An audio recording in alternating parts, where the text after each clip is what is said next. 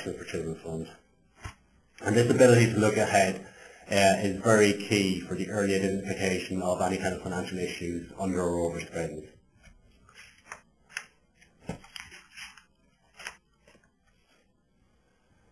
Alright, this slide is a little bit on audit process, and I'm imagining many of you out there will have had dealings with auditors, whether they're your own internal monitoring and evaluation type processes, whether they're statutory financial audits, or whether they're government type audits on charities.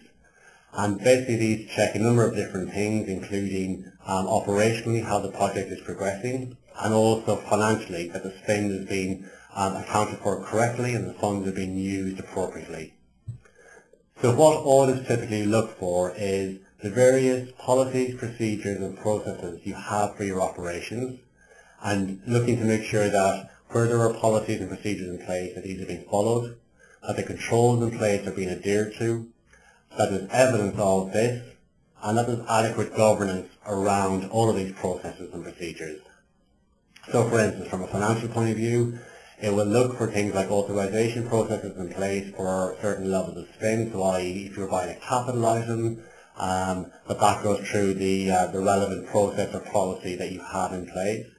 And it'll look for evidence of the above as well. So that might be minutes from a board meeting approving a certain project, a certain budget, or a certain capital spend item, or a significant change to the original proposal.